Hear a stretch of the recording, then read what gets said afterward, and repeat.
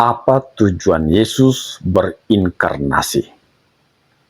Saudara-saudara, dalam pertemuan sebelumnya, kita telah membahas satu topik, Yesus berinkarnasi. Pada kesempatan ini, saya akan mengajak saudara-saudara untuk masuk lebih dalam, melihat alasan atau tujuan dari Tuhan Yesus berinkarnasi. Sebelum itu, mari kita datang kepada Tuhan di dalam doa. Bapa di surga, kembali kami datang di hadapan-Mu. Kami mengucap syukur untuk kesempatan perjumpaan saat ini. Kami akan mempelajari satu kebenaran lagi. Tujuan dari Tuhan Yesus berinkarnasi.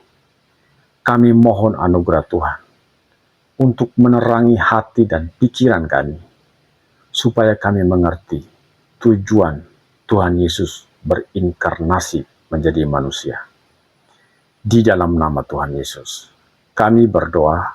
Amin. Saudara-saudara, salah satu kalimat yang paling mengagumkan dari seluruh literatur yang pernah ada di dunia adalah apa yang Yohanes katakan dalam Yohanes pasal 1 ayat 14. Ia berkata begini, firman itu telah menjadi manusia dan diam di antara kita.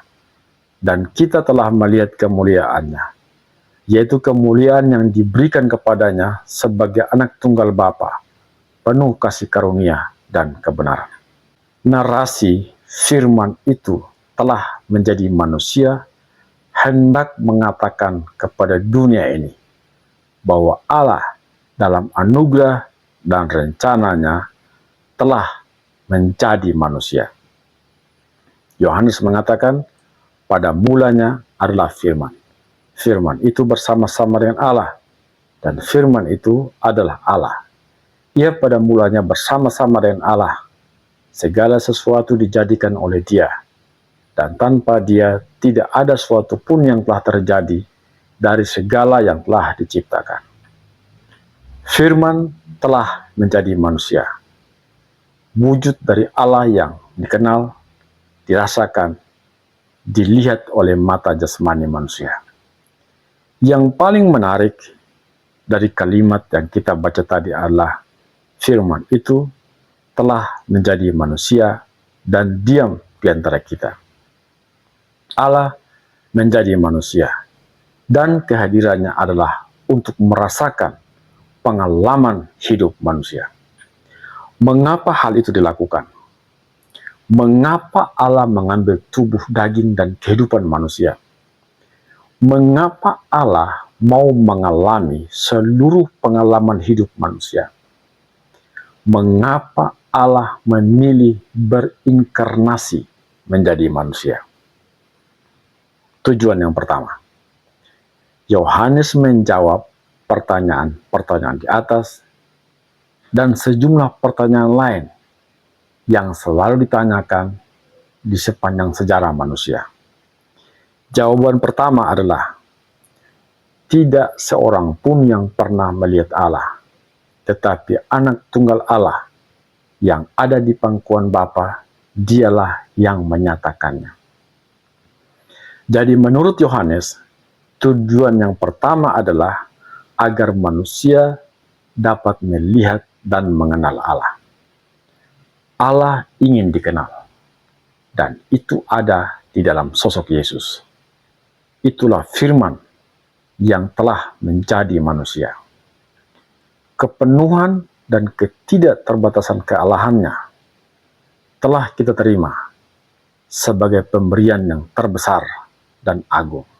Kita harus pahami bahwa anugerah yang paling dinanti-nantikan oleh manusia adalah anugerah yang berkelimpahan. Yohanes pasal 1 ayat 16 dan 18 mengatakan, karena dari kepenuhannya kita semua telah menerima kasih karunia demi kasih karunia. Sebab hukum Taurat diberikan oleh Musa, tetapi kasih karunia dan kebenaran datang oleh Yesus Kristus. Tidak seorang pun dapat melihat rupa Allah, tetapi anak tunggal Allah yang ada di pangkuan Bapa, dialah yang menyatakannya. Dalam pasal 14 dari Injil Yohanes, ada kisah menarik di sana. Seorang murid yang bernama Filipus meminta kepada Tuhan Yesus dan berkata begini, "Tuhan, tunjukkanlah Bapa itu kepada kami. Itu sudah cukup bagi kami." Dengan kata lain, Filipus berkata, "Seperti apakah sebenarnya rupa Allah itu? Tunjukkanlah kepada kami tentang keilahiannya. Kami ingin melihat wajah yang maha tinggi itu."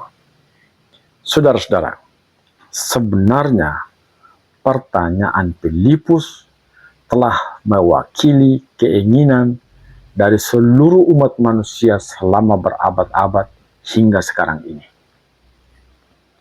Itu juga keinginan kita yang kadang-kadang muncul secara sepintas dalam pikiran kita, seperti apa sebenarnya rupa Allah itu.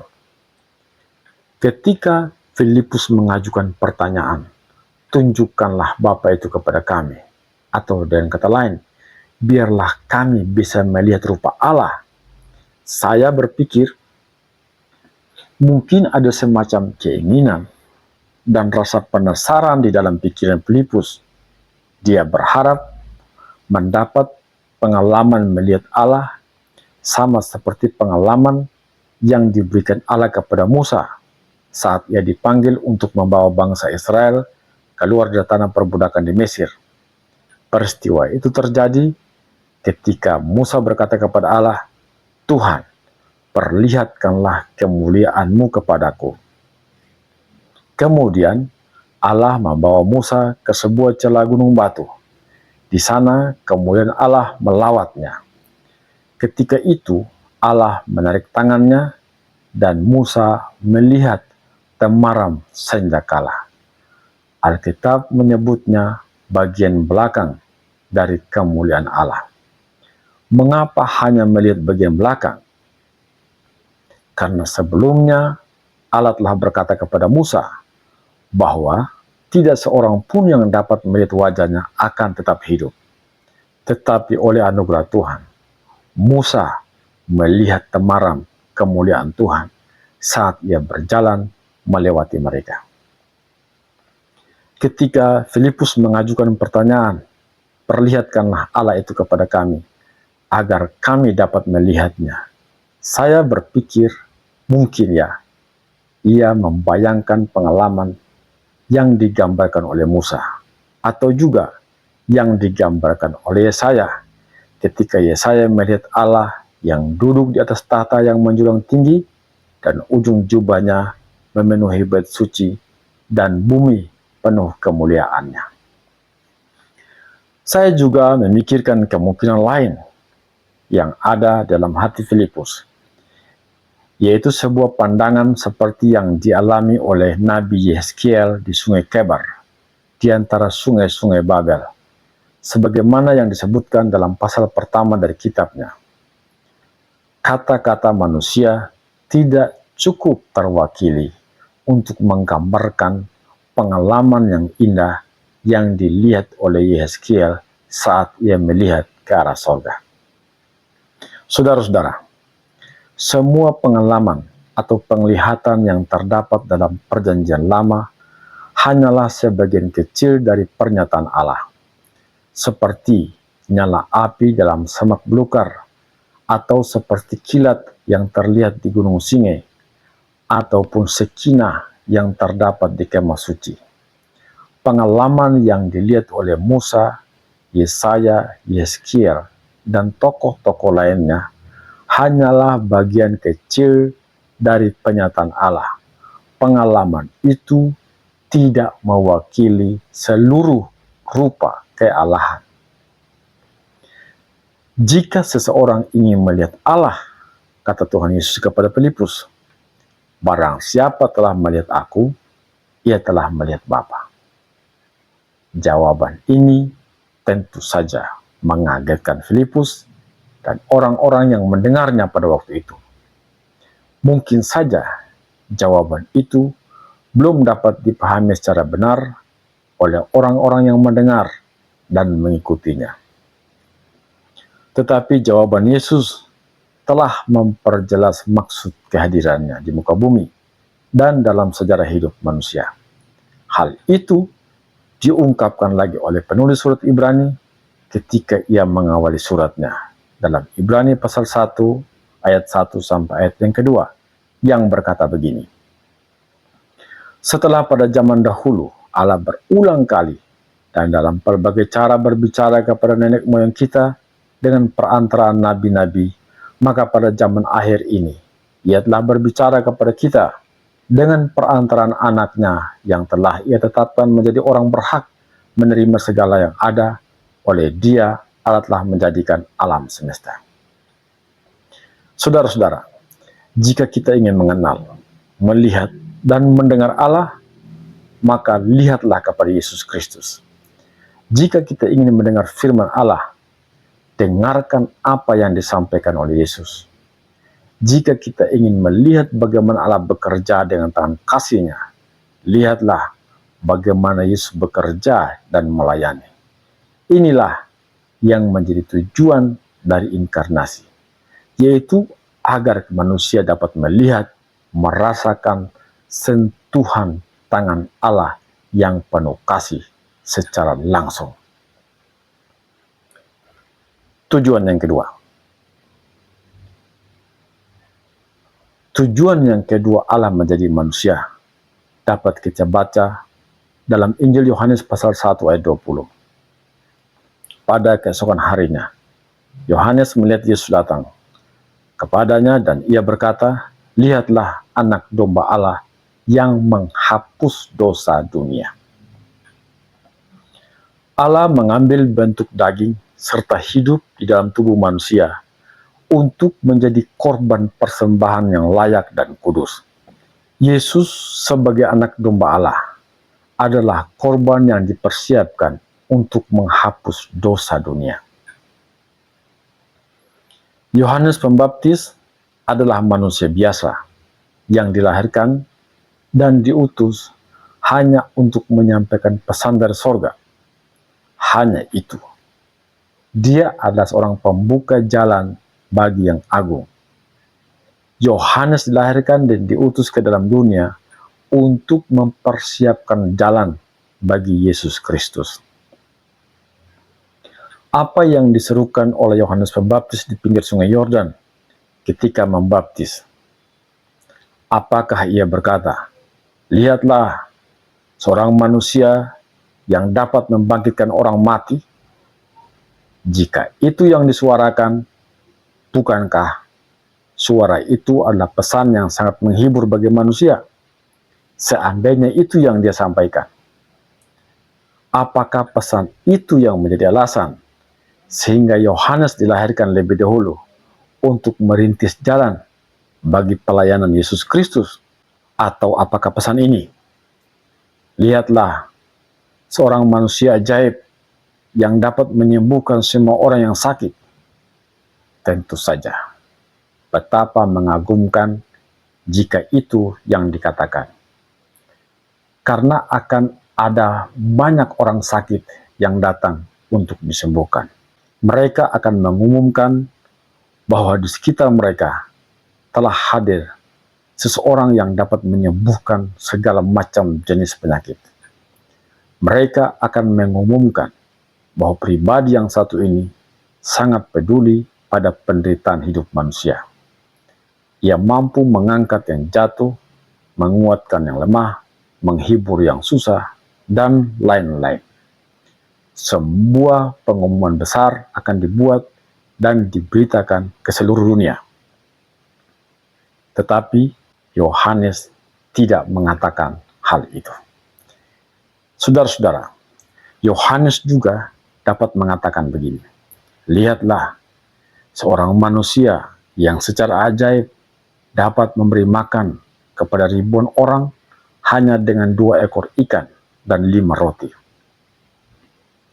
Ini adalah jawaban bagi orang-orang yang kelaparan melarat, miskin, dan yang hidupnya sangat pelik. Atau Yohanes dapat saja memperkenalkan Yesus dengan mengatakan, "Lihatlah, seorang manusia yang dapat melakukan hal-hal ajaib dan mujizat luar biasa.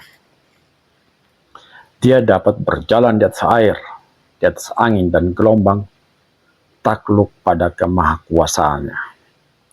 Ia bisa berkata, lihatlah, sang manusia pembuat keajaiban, Kristus Yesus namanya." Semua hal itu bisa saja disampaikan oleh Yohanes Pembaptis. Saudara-saudara, ternyata pernyataan-pernyataan itu tidak disampaikan. Lalu apa yang Yohanes katakan? Sesuatu yang Allah telah letakkan di dalam jiwanya sebagai panggilan hidupnya. Sebuah kabar yang untuk hal itu dia dilahirkan. Kabar itu berbunyi, lihatlah anak domba Allah, korban dari sorga, darah tebusan. Lihatlah manusia yang menghapus dosa dunia. Saudara-saudara, bayangkan dan renungkan hal itu. Bukan akibat dosa yang hendak diselesaikan, tetapi akarnya yang akan dituntaskan. Hal yang paling utama adalah sumber kejahatan. Yang paling pokok yang harus dihapus, yaitu menghancurkan kuasa kegelapan, menghancurkan kuasa dosa. Kita dapat menyingkirkan senjata dari para pembunuh, tetapi mereka tetap menjadi seorang pembunuh jika mereka mendapat kesempatan untuk membunuh. Kita dapat menyingkirkan botol minuman keras dari para pemabuk, tetapi mereka tetap menjadi seorang pemabuk ketika mereka mendapat kesempatan untuk mabuk-mabukan. Kita dapat menyingkirkan jarum suntik dari para pecandu narkoba, tetapi mereka tetap menjadi pecandu narkoba jika mereka mendapatkan kesempatan untuk mendapatkan obat-obat itu.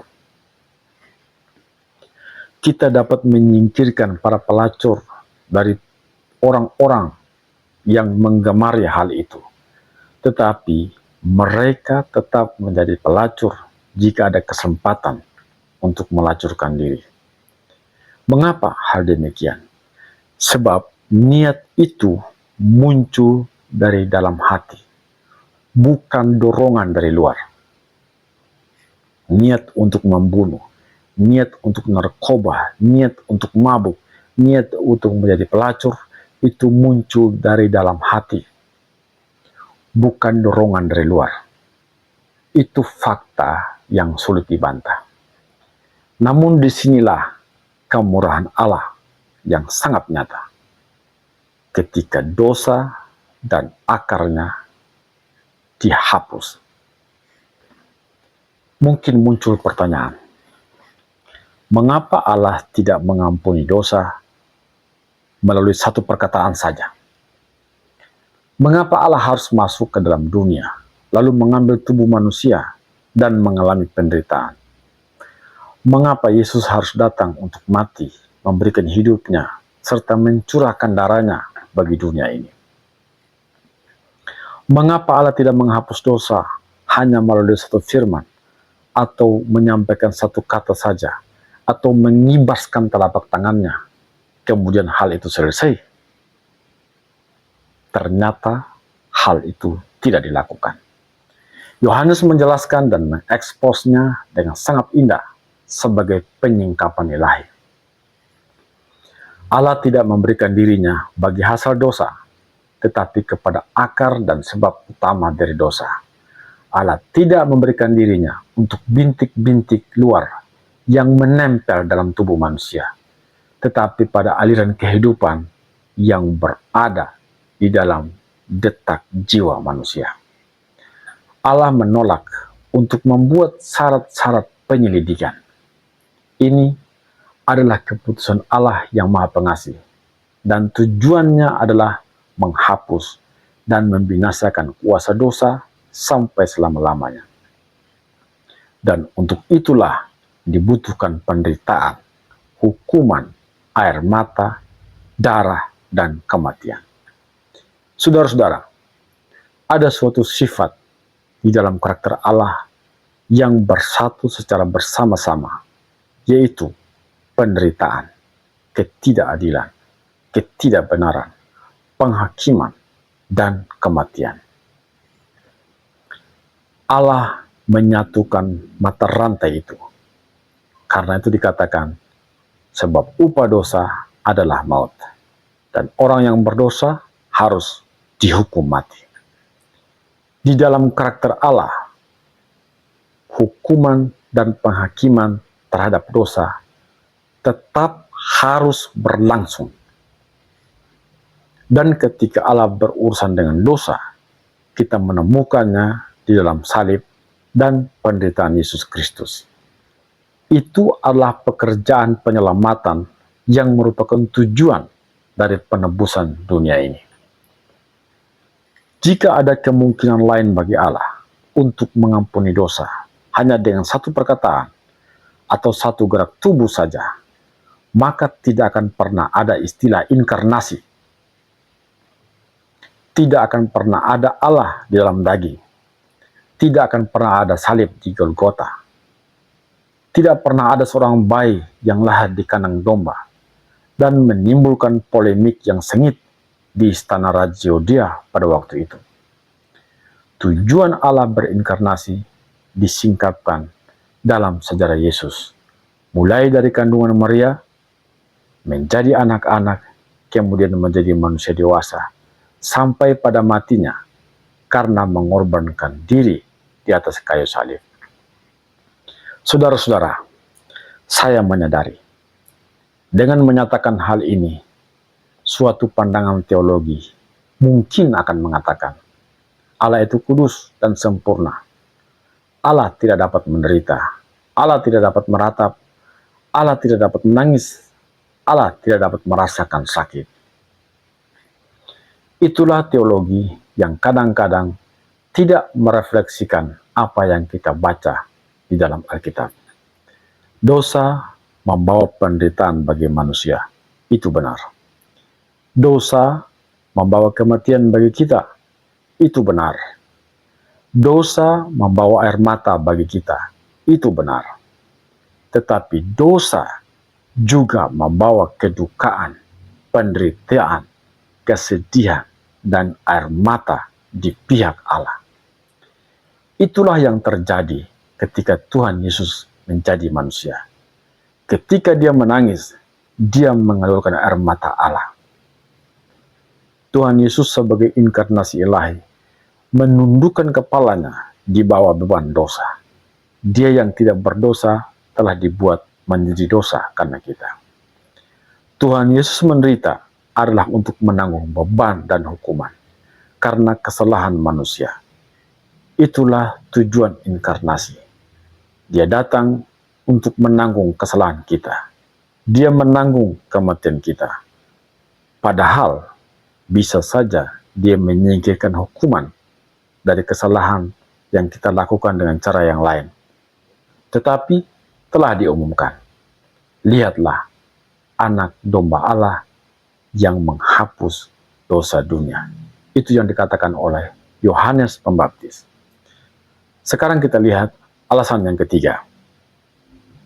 Tujuan ketiga dari inkarnasi adalah mengapa Allah menjadi manusia, mengambil rupa daging dan darah dengan semua tambahan lainnya, yaitu air mata, penderitaan, dan kematian. Kita lihat dalam 1 Yohanes 3 ayat 8, Yohanes mengatakan, untuk inilah anak Allah menyatakan dirinya, yaitu supaya ia membinasakan perbuatan-perbuatan iblis itu. Itu adalah salah satu hal yang paling tajam dari semua kalimat yang pernah ditulis oleh Yohanes. Ia berkata, untuk inilah anak Allah menyatakan dirinya, yaitu supaya ia membinasakan perbuatan-perbuatan iblis itu. Setiap kata dalam kalimat ini penuh dengan kekekalan, yaitu untuk membinasakan perbuatan-perbuatan iblis. Demikian dikatakan oleh Alkitab. Dan kitab suci menggambarkan setan sebagai pribadi yang memiliki kuasa atas bangsa-bangsa di dunia ini. Dan memang demikianlah, secara tragis kita semua telah berada di dalam genggamannya. Kita berada di dalam dunia yang dipimpin oleh kuasa kegelapan. Namun ada sesuatu yang dikatakan oleh Allah tentang iblis. Yang pertama, ia adalah pembunuh sejak semula, pembinasa kehidupan rohani. Iblis berusaha menyingkirkan Allah dari kehidupan manusia. Ini adalah pekerjaan utama iblis. Iblis membunuh kehidupan rohani dan mental manusia. Iblis mengaburkan pandangan manusia terhadap kemuliaan Allah. Iblis memenuhi pikiran manusia dengan ribuan pandangan duniawi dan menyingkirkan pandangan tentang Allah.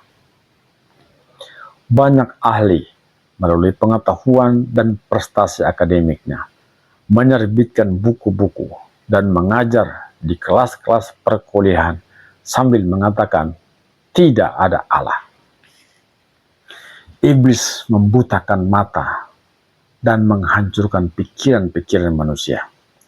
Iblis berusaha menghapus semua pandangan yang nyata tentang Allah. Perbuatan-perbuatan iblis adalah membunuh dan membinasakan sejak dari semula. Saudara-saudara, Tuhan menyebut iblis, dia adalah pendusta dan bapa dari segala dusta. Ketika iblis menipu Adam dan Hawa, ia menggunakan cara yang tidak biasa. Iblis menanam benih di dalam hati Hawa untuk meragukan firman Allah. Mulai dari Hawa, kemudian ditularkan kepada Adam. Iblis berusaha menggambarkan sedemikian rupa dengan nada suara yang sangat menarik. Dia melancarkan skenario gelapnya. Apakah Allah berkata bahwa kamu sungguh-sungguh akan mati?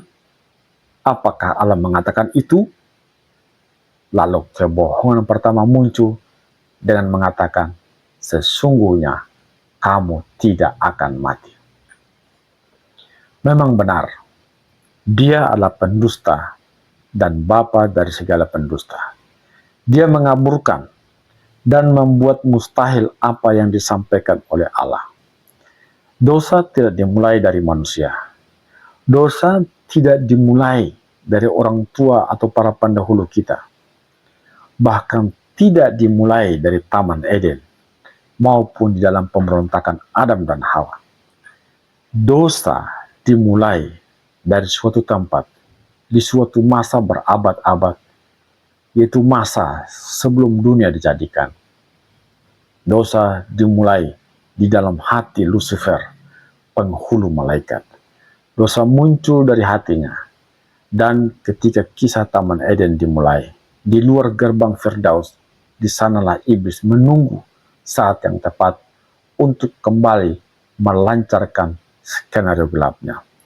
Makhluk yang paling menjijikan serta tidak kudus ini melancarkan skenario gelapnya sehingga jutaan bahkan miliaran manusia jatuh dalam tipu daya iblis.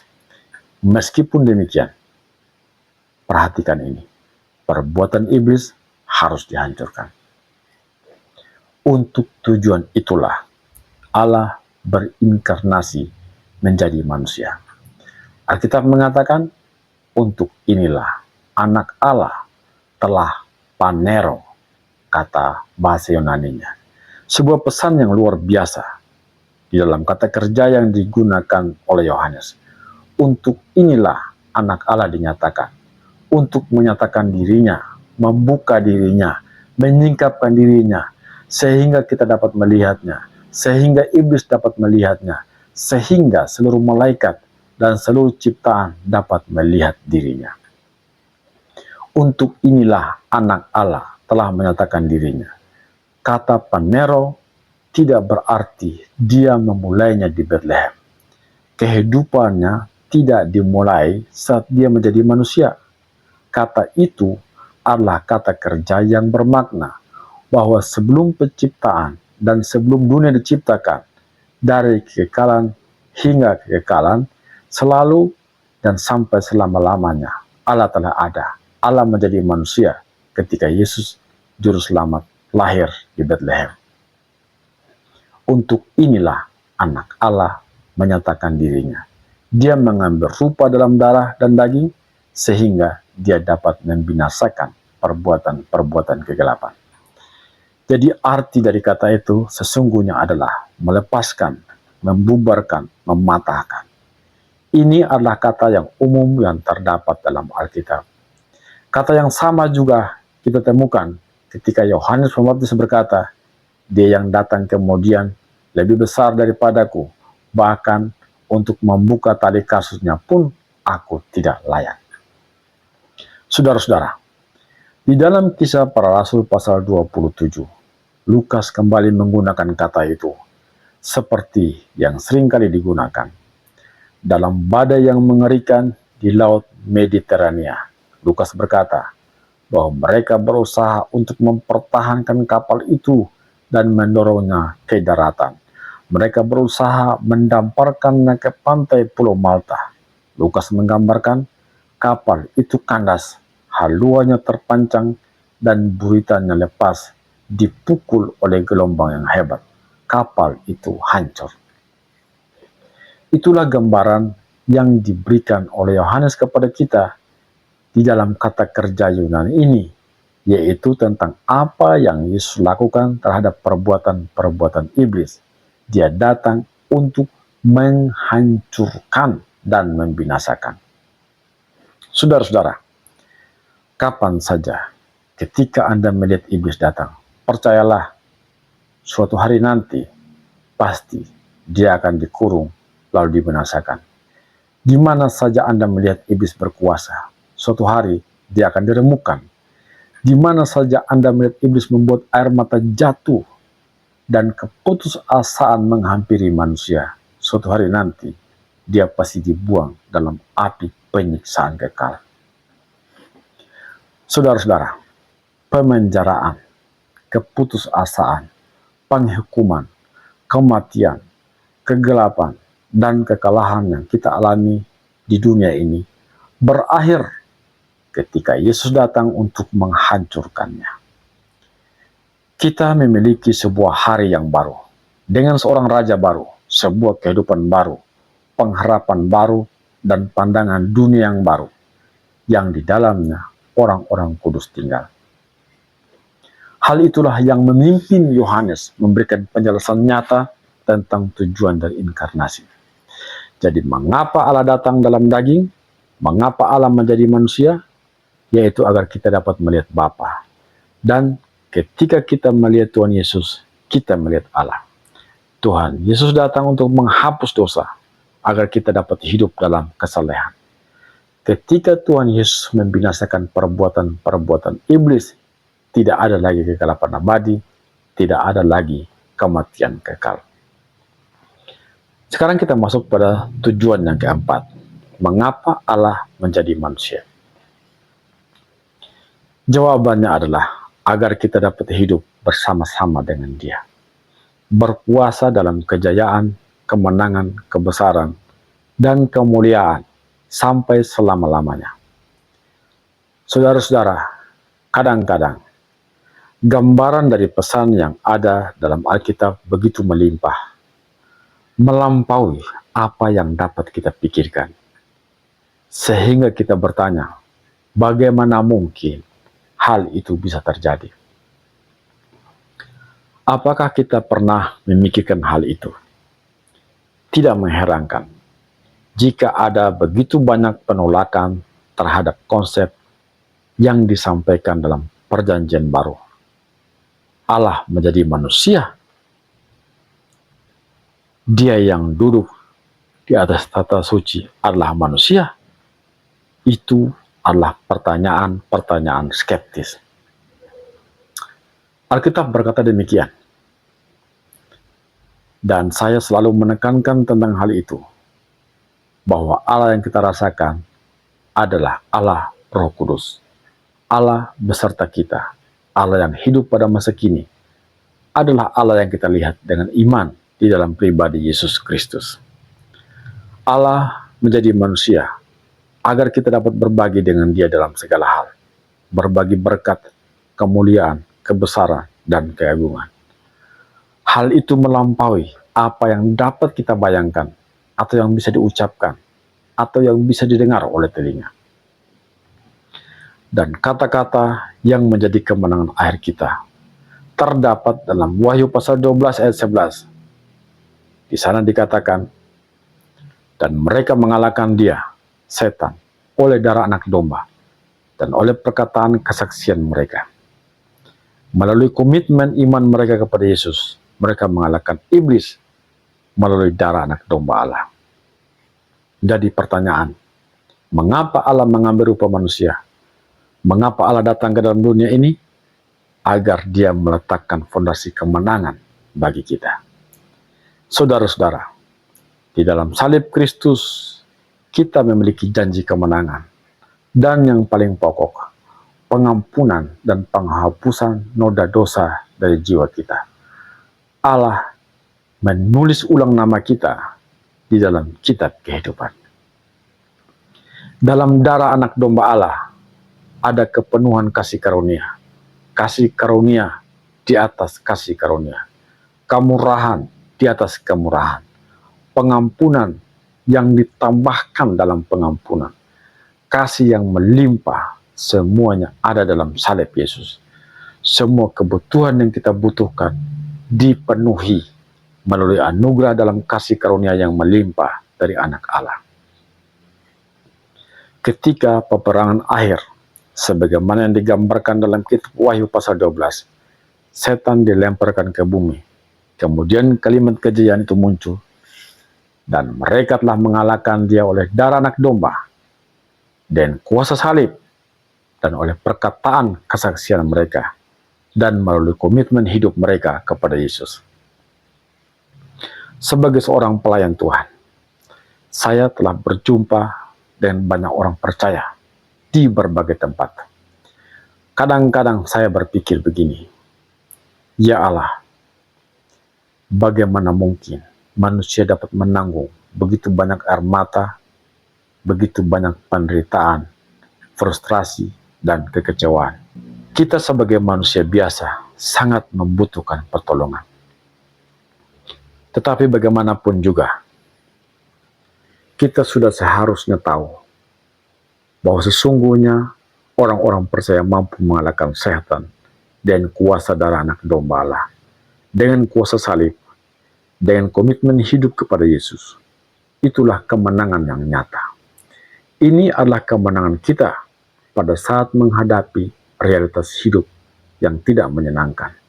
Ini adalah kemenangan kita di dalam dunia yang akan datang. Untuk tujuan itulah Allah menjadi manusia, agar Dia dapat memberikan kepada kita kemenangan final dan kerajaan Allah yang akan datang.